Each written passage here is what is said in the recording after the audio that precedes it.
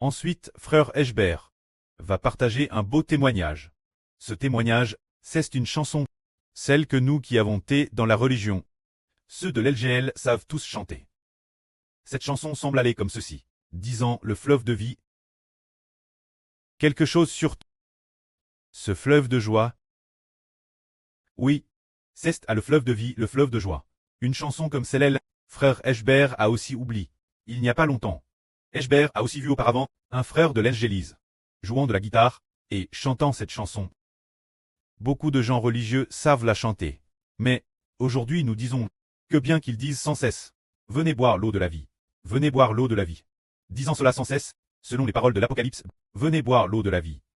Pourtant, jusqu'aujourd'hui, ils n'ont pas encore bu l'eau de la vie. En fait, l'eau de la vie est l'Esprit de Dieu et du Seigneur Christ. L'époque, les premiers apôtres étaient dans le monde. Ils pouvaient boire l'eau de la vie. Les frères et sœurs de cette époque, parce que le Seigneur Jésus-Christ par les apôtres les nourrissait. Par les apôtres, l'eau de la vie par les apôtres. Le Seigneur Jésus par le Saint-Esprit par la bouche des apôtres, laissait les apôtres les nourrir, les frères et sœurs de cette époque. Alors ils ont tous reçu le Saint-Esprit.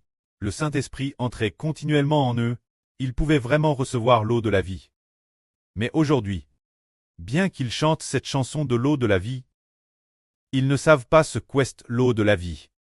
Alors Madame Sils on chante, ils doivent encore nous attendre. Attendre que nous frères et sœurs apparaissions, pour qu'ils puissent enfin en boire. Frères et sœurs, le croyez-vous? Il faut attendre que frère Eshbert et tous les frères et sœurs apparaissent, pour qu'ils boivent vraiment l'eau de la vie. Et quand nous apparaîtrons, comment en boiront-ils? Parce que frère Eshbert a donc la vrite. Alors les frères et sœurs la distribuent sans cesse.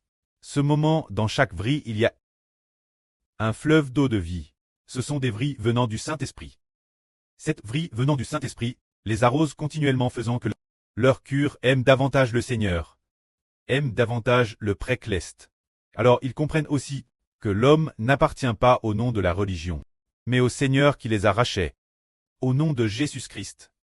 Il faut recevoir du Seigneur, le Saint-Esprit et l'Esprit du Seigneur. Et maintenant, le Saint-Esprit et l'Esprit du Seigneur ont déjà fait alliance avec le précleste et le Fils du Seigneur frère Hébert. Par conséquent, quiconque entend dans les paroles de frère Hébert, il y a la vie. Comme le Seigneur a dit, les paroles que je dis sont vie, sont esprit, c'est l'intérieur, elles proviennent du Saint-Esprit. La vie, plus il coûte, plus il croit. Les paroles de vie entrent en eux, entrent en ceux qui croient, ceux qui sont disposés à écouter. Alors les paroles de vie, déesse, qu'elles entrent en eux, ils croient de plus en plus bien. Alors le Saint-Esprit entre l'intérieur, il reçoivent l'arrosage de l'eau de la vie.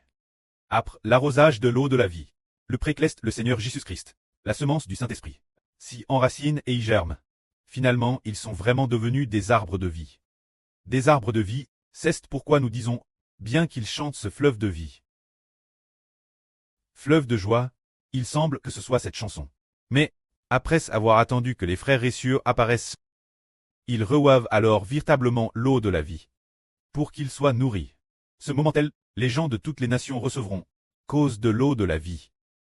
Et ils sont tous devenus des arbres de vie. Que la gloire soit auprès et au Seigneur. Amen.